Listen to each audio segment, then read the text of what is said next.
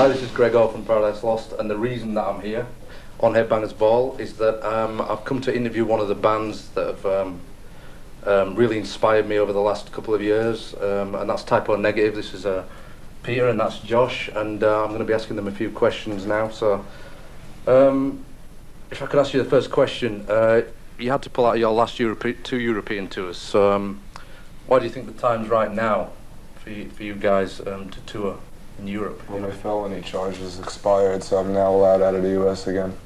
Really? That's it. We had to wait until he was allowed out of the country to tour. You heard it here first. And I just wondered what your expectations are for this European tour. To meet some of our fans, to please them, to finally give them something I hope they've been waiting for. To find as many women as possible. I can identify with that.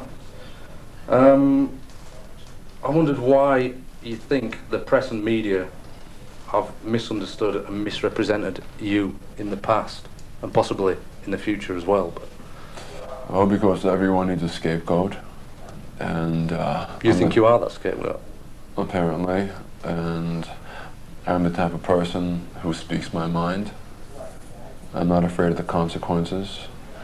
Unfortunately, the people who write such things about Typo Negative and myself do not have the balls to come and say them to my face, and I wish they would, because I have something for them. I really don't care what people think of me, because I really don't care about anyone else but myself. You don't want anyone to think of you in any way, or the band? You know, I didn't form this band to be perceived in a certain manner. However people want to take me is subject to their own interpretation. And I'm not here to psychoanalyze people. And so whichever way people take us is up to them, good or bad. It doesn't matter to me or us. We do what we do. If people love us, great. If people hate us, great. It's a free world. It's a good outlook. Good outlook, if you ask me that as well. So, your old drummer left the band. So can you tell us a little bit about his replacement? Johnny, I believe he's called. His name is Johnny Kelly, and the reason why our ex-drummer left the band is because last year around this time, Typo Negative broke up for about a month while we waited for our AIDS tests to come back. They all came back negative, and so we figured, well, there's reason to continue. And during the interim, Sal found a better gig with Life of Agony. Right. And so he's off doing his so he thing. came through positive then? Well, I really didn't check upon his results, right. But I know mine came back negative. That's good. I didn't open mine. Really? I don't want to know. I can't say I blame you on that one. Yeah, it's a scary thing. Bit of a loaded question here, but you say you hate everyone, apparently. So I just wondered why. Well, I don't like the human race in general. We are the only species who hunt for sport. Yeah. And who kill due to emotional need. And that's a little hard for me to deal with. That's very understandable.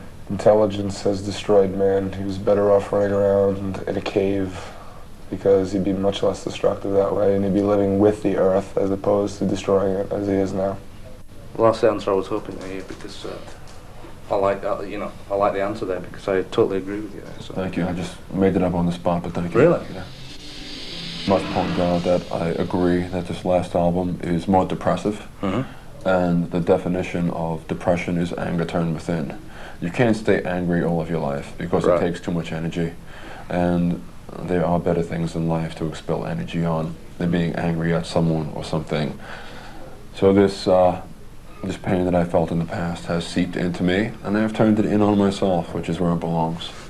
And so I have, you know, written songs not so much based upon the anger that people cause me to feel, but on the depression that I feel from time to time. Not all the time, but sometimes.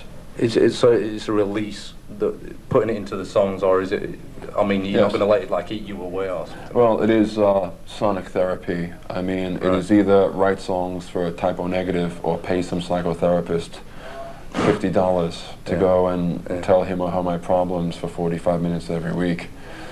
And it's a lot cheaper to write songs with the band. And I'm a really, very like cheap person.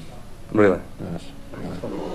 People live to pursue pleasure, and on the other side of the coin, they live to avoid pain.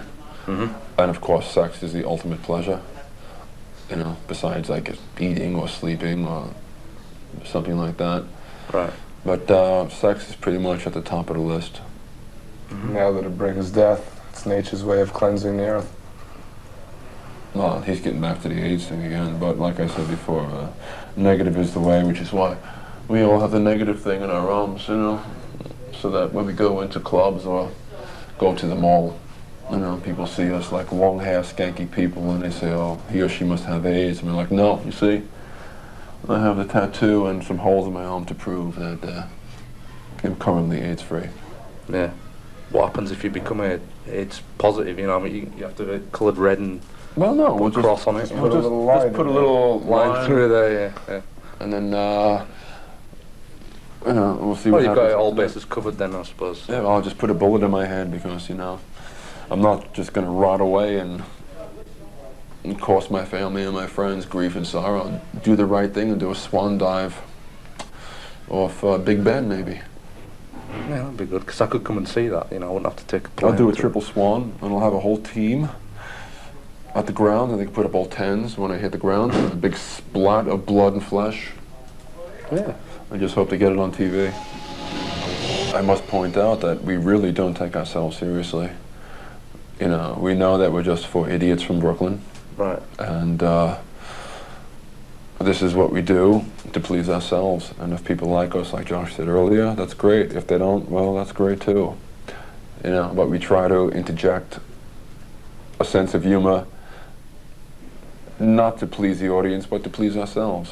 I mean, what I'm getting from this is that, you know, you're just doing what you want to do, and people are taking everything too literally. Pretty much. Everything. You know, when just reading too much into it. When we're on stage, you know, this is our party. It's a funeral party. Right. And if people want to become part of it, that's great. And if they don't, well, why don't you turn around and walk out the door? Yeah. I think also people love to hate, and we are giving them what they want. We are the people to hate. That's why you're selling so many, I think. Yeah. And I'd also like to point out, excuse me, on that note, that a lot of people think that typo negative loves to hate, when in reality we hate to love, because all love ends, and all love ends in pain. So why start something that you know at the end is just going to rip your heart out? Yeah. Yeah, I can understand that. Very, very poignant there. Yeah. I consider myself to be a pagan. I was raised Catholic, but I've grown up and I've grown out. I've grown away from the church because I think it's contrary to human nature. I mean, there are certain things that I feel that the church would condemn as sin. And if God is so almighty and powerful, then why would he give me these urges if I cannot give in? Right. I mean, is this some cosmic test that I have to please God by overcoming my natural urges? And if that is so, I don't want any part of God. But then again, I don't think there is a God. And so I am, I can't say I worship nature, but I respect nature. Most religions go against all human needs.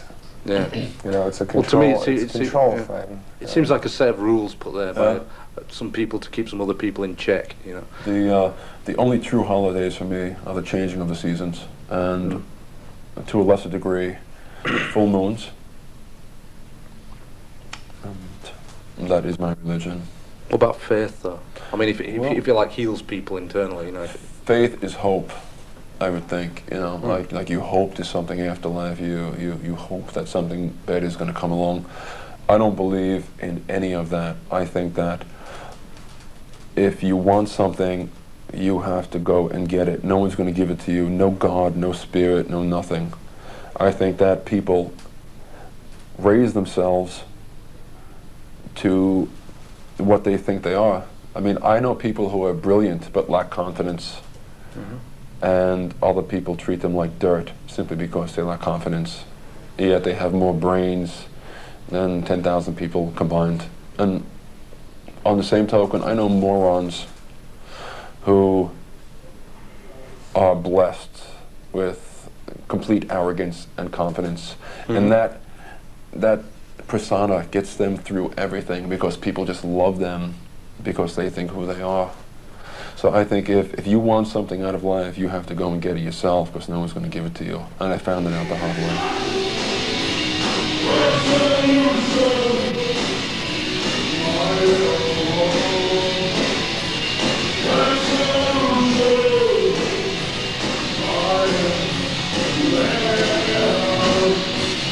Death is a part of life, and I don't think that corpses should be mourned. I think that they should be celebrated. Yeah, it's amazing that like mankind hasn't come to terms with the fact that they're going to die. Yeah. After all the time that everyone knows. You know, mean, from like childhood, they know they're going to end up dead. Yeah. They've lived, and if they were good people and they've given pleasure and happiness to those around them, there's really nothing to be sorry about. I think it's a very selfish thing to mourn and to cry and carry on, but I'm a selfish person, so that's why I do it. But most people are emotional like that anyway, so you know what I mean. Yeah. It's unavoidable, really, I suppose. True. And really, on a light note, I just wondered what you want to do in the future. I mean, what your plans are for the future. I mean, I've heard you've just secured the Danzig tour, which is, I mean, amazing for you in the That is States. eminent, yes. We're hoping to get through that and then come back to Europe for instead of 3 weeks, next time hopefully 6 to 8 weeks, and get to some of the eastern countries as well, like Poland, Yugoslavia, the former Yugoslavia. Yeah, there's some great shows over there. Yeah. Czechoslovakia, Soviet Union, or what's left of it, places like that. North, south, east, west.